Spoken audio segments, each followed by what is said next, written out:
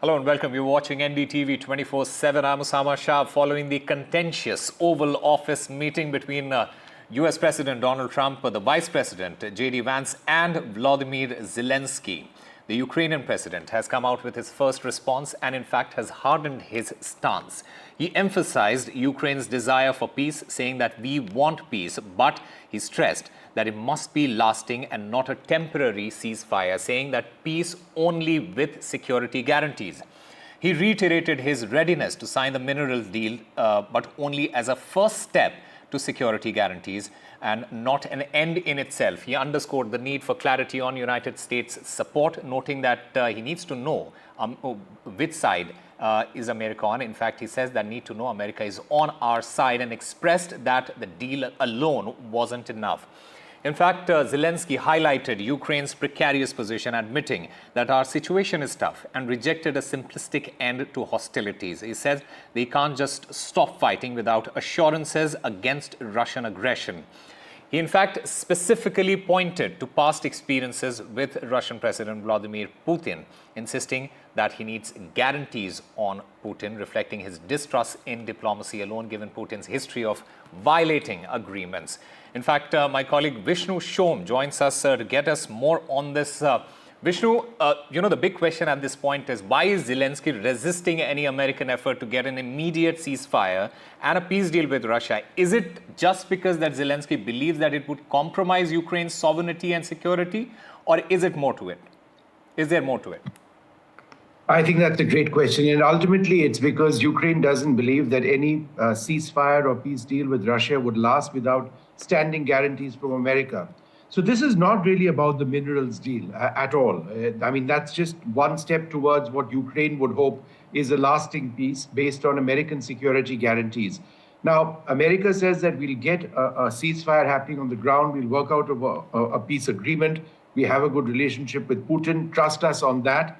But you need to, at this juncture, ensure that you stop fighting. The Ukrainians are very clear that they have attempted at ceasefire deals with Russia in the past. In fact, Zelensky in the United Kingdom today, because he's on his way back from America, has said that, look, we've tried that with Russia 25 odd times. It's never worked out. So what are you, the United States, the senior partner in all of this, going to really do to ensure that that takes place? Because unless that takes place, and that is the bottom line, security guarantees, how do we know that Russia isn't going to restart aggression? Yeah. And to this, frankly, America doesn't have any answers. Right. Having said that, Vishnu, what is the fate of the minerals deal at the moment, and also US's supply of weaponry and aid to Ukraine now? The minerals deal is a done deal if Ukraine and America, just sign it. It's a low-hanging fruit. And Ukraine and the Europeans are willing to let America have that because, Trump is a businessman. He sees a business deal. He sees this as being a good proposition. He sees the possibility of recovering some of the costs which the US has put towards the war in Ukraine. Remember, they've spent hundreds of billions of dollars, no two ways around that. The Ukrainians don't have any serious concerns. But that's just a first step. What's going to eventually take place with that, nobody really knows, because the Ukrainians have hardened their position. They've hardened their position despite the fact that they don't really have very many military choices on hand, which brings me to the second part of what you're asking. How long can they survive without American weaponry? Well, for the moment, American weaponry is there. Just before Biden ended his presidency, there was a massive tranche of weaponry which was signed, but all of that has not been deployed. Trump can easily stop that.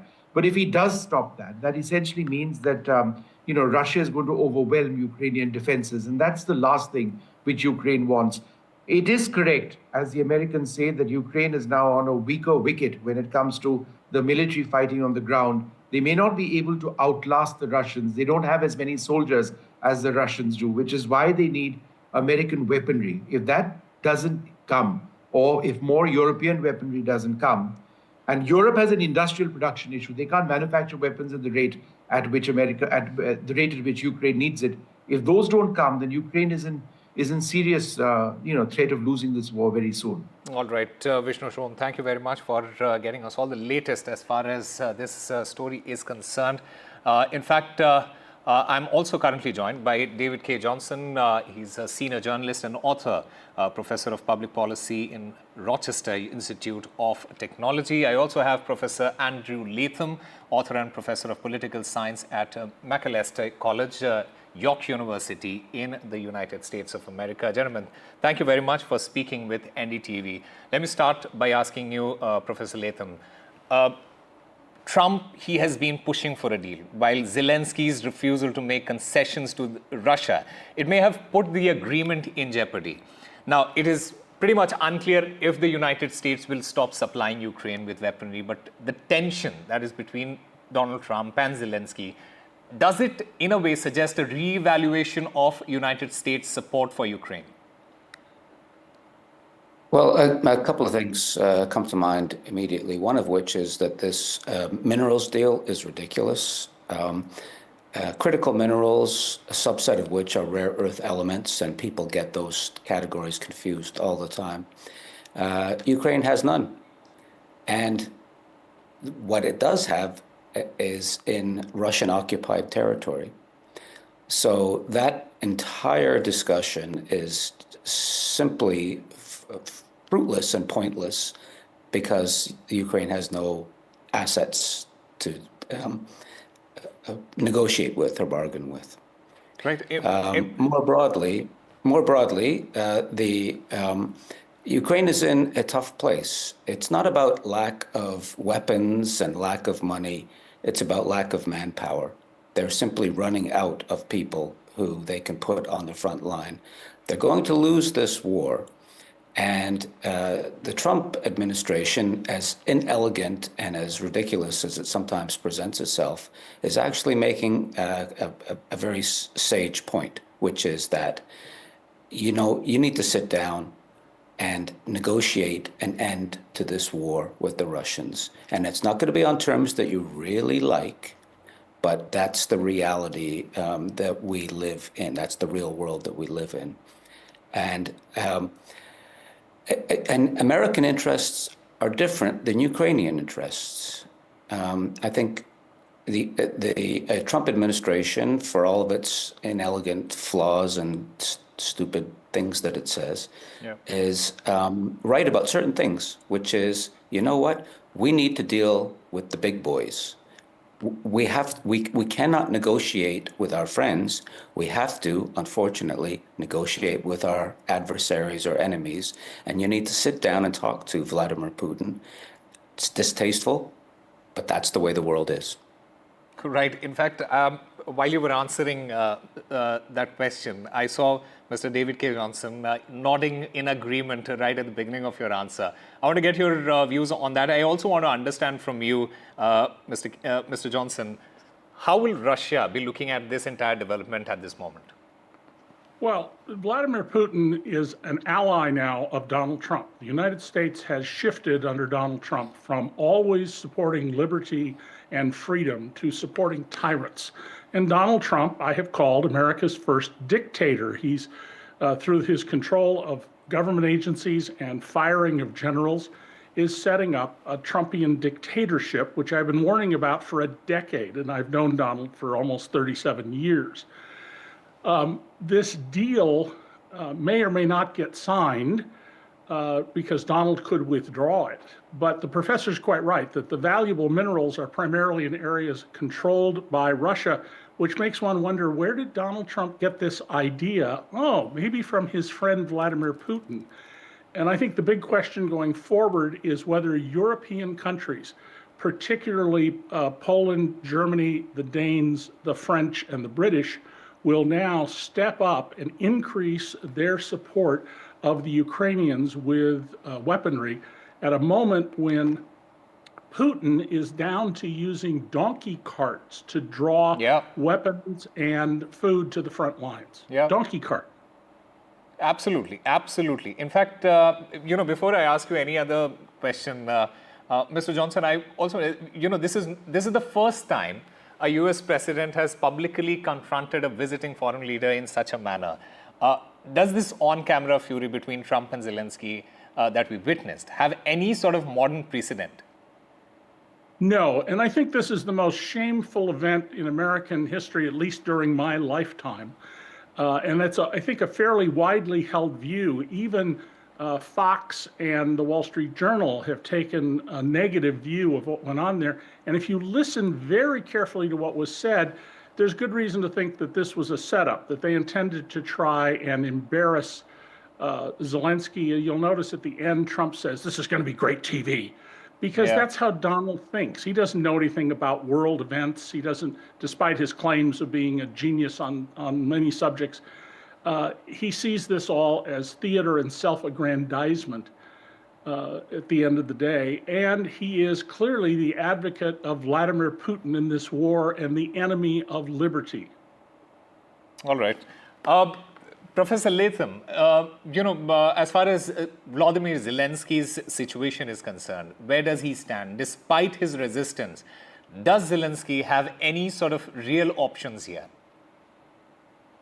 No, and people need to be reminded that President Zelensky made his name as a clown and a comic and a comedian and an actor. And he should have done better in that setting than he did, because he was out-acted by J.D. Vance and President Trump. I don't think he has many good options on the table right now. And I think, him offering a few days back to resign if Ukraine was admitted to NATO. Ukraine will never be admitted to NATO. And I say this because NATO has rules. And if your borders are disputed, you cannot apply to be a member of NATO. And nobody in the world, nobody in the NATO world, really wants to go to war with Russia over Ukraine. There are forces in the NATO world that are willing to, we have Sir Keir Starmer, we have Macron, we have others saying we're going to put troops, peacekeeping, which is a misnomer. They don't quite understand what that word means. But we're going to put troops on the ground in Ukraine to ensure any kind of peace deal that might be done. But you know what? The British, the French, the Germans have no troops to put on the ground in Ukraine. They have been underinvesting since the end of the Cold War. And the Russians are not going to take this seriously. The only backstop is an American backstop. And right now, that's what's up for grabs, right? Right. Right. Yeah, that's exactly what's in dispute right now, is will the United States step up and provide that backdrop, or is, under Trump, is the American national interest framed as hemispheric security, blunting and balancing China, and we don't care about Europe? That's a European issue. Right. Mr. Johnson, this entire situation, it also leaves the Europe, as well as the European Union, in a very precarious situation. What I want to understand from you, how will the European Union react going further, and especially with what Volodymyr Zelensky has said right now? Well, Osama, you've hit, I think, the most important next step, and that is, are the Europeans going to step up? And I think they can produce some troops, and certainly not large numbers of them. And are they going to stand fast with the position they've generally understood, which is that Putin has said in numerous forums going back a quarter century that he wants to put the old Soviet Union back together. He wants to bring the what were called satellites back under the Kremlin's boot. And this will help him in that cause. I have relatives and friends in Europe, what was Eastern Europe, and they all are very worried the Russian tanks will come if Putin is not stopped in Ukraine. And what Donald Trump is doing here is taking Vladimir Putin's side and basically saying we're going to have to accept that might makes right, and give up about 20% of your country. I mean, I can't imagine that India would willingly give up 20% of its land to Pakistan or Bangladesh if somehow those countries were able to capture part of India. But that's what Donald Trump is demanding here rather than pushing back. And the Europeans have a very important decision to make. Are you going to increase the weaponry and other supplies you're providing, and are you going to continue to tighten the sanctions, which, unlike most sanctions that are cosmetic, have had a significant effect on the Russian economy, or are you going to wilt? Right. In fact, one final word from Professor Latham. Professor Latham, we understand that Ukraine, it relies heavily on international aid. It also, in a way, a deterioration in relations with the United States. It could compromise its ability to defend. We all understand that. But what are the real options here for Volodymyr Zelensky? He has no options. I'm Wow. sorry to say. He's going to have to accept that the realities on the battlefield, his forces are losing. The realities of the broader sort of geopolitical, diplomatic sphere, he's losing. The Brits and the French and the Canadians can bang on all they want, but unless the United States of America is in their corner, they have they're going to lose that diplomatic battle as well. And right now, and not just because of this silly theatric nonsense that we saw the other day, but more fundamentally, this Trump administration is pivoting away from Ukraine, pivoting away from Europe. And that leaves President Zelensky in a very, very, very uncomfortable position because at this point, really, he has no option other than to accept the deal that Trump has brokered or is brokering, and that Putin will impose. Well, we'll have to wait and watch how things unfold from here. David K. Johnston and Professor Latham, thank you very much for joining us on NDTV and sharing your views on this recent development.